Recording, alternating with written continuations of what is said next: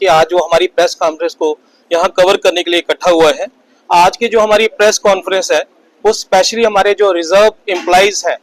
वो किसी भी अदारे से है। आज तो हम स्पेशल जो है इलेक्ट्रिकल डिवीजन के लेकर कर रहे हैं, लेकिन मैं सभी जो हमारे दायरे में आते हैं 2 लाख से लेकर 2.5 लाख के करीब हमारे रिजर्व जो कैटेगरी के एम्प्लॉइज हैं जो काफी देर से इफेक्ट हो रहे हैं। 2015 से लेकर आज तक वो जद्दोजहद में लगे हुए हैं और हमारे लोग जो हैं वो इस सिस्टम की वजह से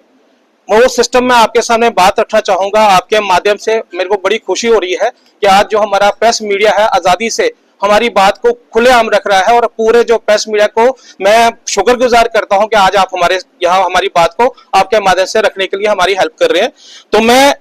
क्योंकि ये सारा का सारा मैटर लीगल है, तो मैं लीगल एस्पेक्ट पे ही बात करूंगा। सबसे पहले मैं ये बात करूंगा कि असेंबली में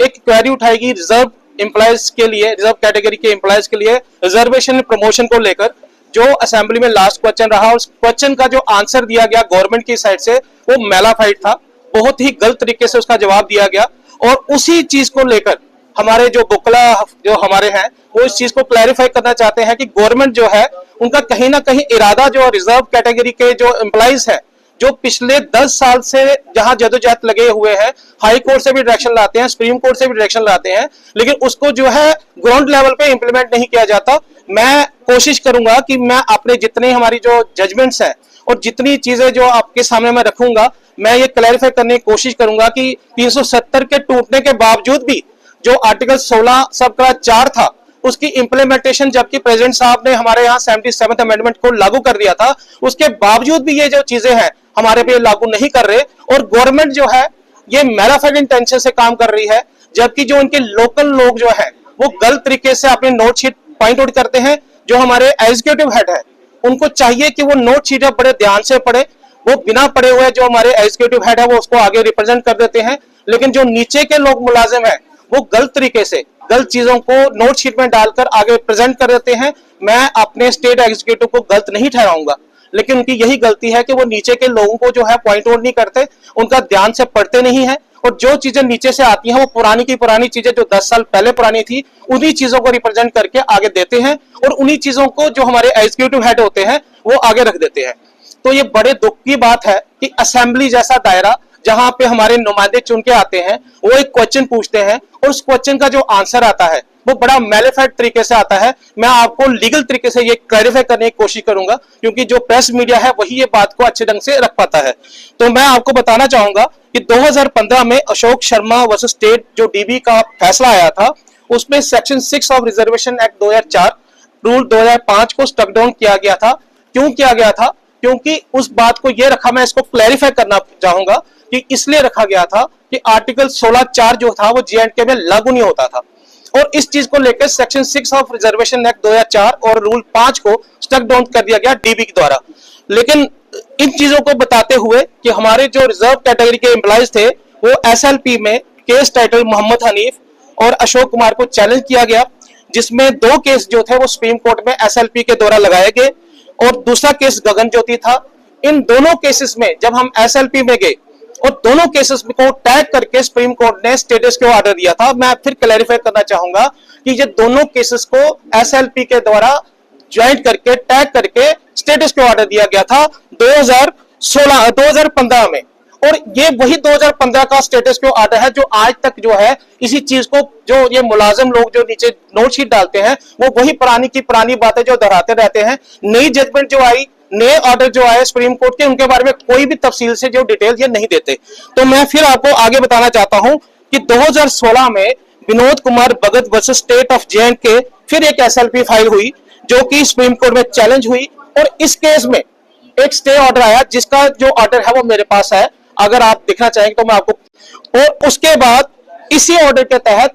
हाई कोर्ट को डायरेक्शन हुई कि अगर वैकेंसीज वैकेंट है तो आप रिजर्वेशन प्रमोशन उन एम्प्लॉइज को दे सकते हैं और इस ऑर्डर के अकॉर्डिंगली जुडिशरी में प्रमोशन हुई भी। उसके बाद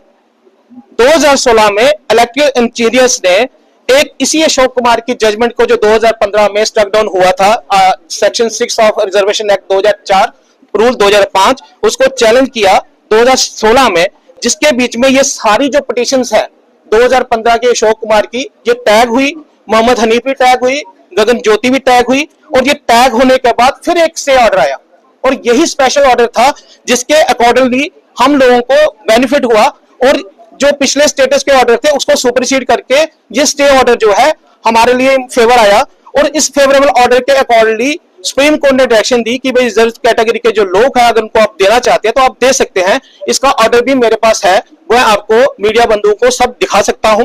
इस ऑर्डर के अकॉर्डिंगली स्टेट गवर्नमेंट ने हमको अकॉर्डिंगली इस ऑर्डर को अप्लाई करते हुए हमें प्रमोशन देनी चाहिए थी। मैं आपको एक चीज क्लैरिफाई करना चाहता हूं कि जो असेंबली में आंसर आया क्वेरी का, उस आंसर में आज तक ये एक ही चीज का आंसर दे रहे हैं कि स्टेटस क्यों है, जबकि मैं आपको दो जजमेंट क्लैरिफाई कर रहा हूं कि दो जजमेंटों में क्लैरिफाई के लिए स्टे ऑर्डर है। ये स्टे ऑर्डर को रिप्रेजेंट नहीं करते, वही पुराना 2015 का ऑर्डर का आलाप जपते रहते हैं, स्टेटस क्यों है, स्टेटस क्यों है, स्टेटस क्यों है। जबकि स्टेटस क्यों के बाद दो ऑर्डर जो है एसएलपी के थ्रू स्टे ऑर्डर आ गए हैं, और स्टे ऑर्डर में वेरी क्लियरली बताया गया है कि आप अगर वैकेंसी खाली है तो इनको प्रमोशन दे सकते हैं। लेकिन इसके बावजूद भी इन्होंने इस पे कोई हमको बेनिफिट नहीं दिया, और जब इस चीज को हमने आगे चलाया तो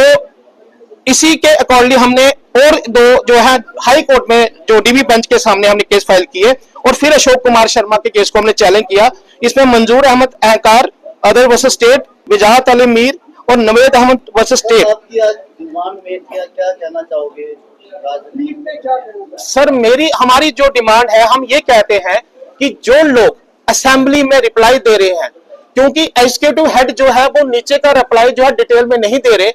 प्रॉब्लम ये आ रही है कि जब हमारा स्टे ऑर्डर हो चुका है, जब इनको ये ऑर्डर सुप्रीम कोर्ट का इंप्लीमेंट करना है, instead of implementing this order, ये हमको झूठ मार के मैलिशियस ढंग से ये बता रहे हैं कि वहां स्टेटस क्यों ऑर्डर है, और स्टेटस क्यों ऑर्डर के बाद हम तभी कुछ करेंगे जब सुप्रीम कोर्ट का फाइनल ऑर्डर आ जाएगा। अब इन लोगों को ये एक्सप्लेन करना नहीं आ रहा कि स्टेटस क्यों में और स्टे ऑर्डर में क्या डिफरेंस है। जब आपका ऑर्डर स्टे हो चुका है और एसएलपी में डायरेक्शन आ चुकी है कि आपको इनको देनी है, तो इंस्टेड ऑफ देने के बजाय ये एक जीएडी का ऑर्डर पास करते हैं 2021 में। उस ऑर्डर को भी हमने चैलेंज किया है, वो ऑर्डर भी जो है क्रैश हो चुका है, लेकिन उसके बावजूद इनका रिप्लाई आता है कि वो ऑर्डर अभी तक पेंडिंग है। ये गलत तरीके से असेंबली में रिप्रेजेंट कर रहे हैं। हमको उम्मीद थी 2015 में जब गवर्नमेंट गई थी तो एनसी की गवर्नमेंट थी, अब जब दोबारा डेमोक्रेटिक ढंग से मेजोरिटी के साथ एनसी गवर्नमेंट वापस आई है, तो हम उम्मीद लगा के बैठे थे कि ये गवर्नमेंट जो है हमारी बात को सुनेगी। जो 2 लाख से लेकर 2.5 लाख के हमारे जो मुलाजिम थे उनको बेनिफिट मिलेगा, लेकिन वो उम्मीद भी हमको बेकार ही लग रही है, क्योंकि इस गवर्नमेंट ने बड़े ही गलत तरीके से असेंबली में जो रिप्लाई दिया, हमारे जो चुने हुए नुमाइंदे थे उनकी आवाज को जो वो रखना चाहते थे उसको उन्होंने बहुत ही गलत तरीके से, मैलाफाइड तरीके से उसको रिप्रेजेंट किया। मैं आपके माध्यम से ये बताना चाहता हूं कि जो लोग नीचे से नोट शीट डालकर वही ऑर्डर घड़ी घड़ी रिपीट कर रहे हैं, स्टेटस को का ऑर्डर, वो गलत तरीके से कर रहे हैं। उनके खिलाफ इंक्वायरी होनी चाहिए, एक बड़े तरीके से उनके खिलाफ जो है एक मूवमेंट खड़ी करके उनको इनकी इंक्वायरी की जाए कि क्यों ये गलत तरीके से बता रहे हैं, जबकि स्टेटस के ऑर्डर के खिलाफ स्टे ऑर्डर आ चुके हैं, प्रॉपर डायरेक्शन डीबी की आ चुकी है कि इनको बेनिफिट दिया जाए। 2025 में भी एक ऑर्डर आ चुका है किंग कुमार वर्सेस स्टेट के नाम से, कि जिसमें क्लियरली ये बताया गया है कि आप कोई भी प्रमोशन तब तक नहीं कर सकते जब तक कि रिजर्व कैटेगरी के एम्प्लॉइज को भी आप प्रमोशन नहीं देते, और उनको ये बताया गया कि क्वांटिटेटिव डाटा कलेक्ट करें 6 मंथ के अंदर अंदर। आज सर इतना टाइम निकल गया, ये कोई डाटा कलेक्ट नहीं कर रहे, ये कुछ नहीं कर रहे, ये एसएलपी को, सुप्रीम कोर्ट के ऑर्डर्स को नहीं मानते। इनको किस तरीके से बताया जाए? मैं ये बताना चाहता हूं कि इस गवर्नमेंट में कुछ मुलाजिम उस तरीके से बैठे हुए हैं जो अपना मन जो है क्लैरिफाई कर चुके हैं कि वो रिजर्व कैटेगरी के एम्प्लॉइज को बेनिफिट नहीं देना चाहते, और उनकी जो मैलाफाइड इंटेंशन है वो असेंबली में बाहर आ गई। जो उन्होंने रिप्लाई दिया वो मेरे पास है, मैं आपको दिखा सकता हूं कि उन्होंने 2 ऑर्डर ऐसे रिप्रेजेंट किए हैं जो कैश हो चुके हैं, और आज भी वही रिप्लाई दे रहे हैं कि वो कैश नहीं हुए हैं। इससे बड़ी झूठ और इससे बड़ा मैलिफाइड इंटेंशन की और क्या हो सकती है, ये मैं आपके सामने रख रहा हूं।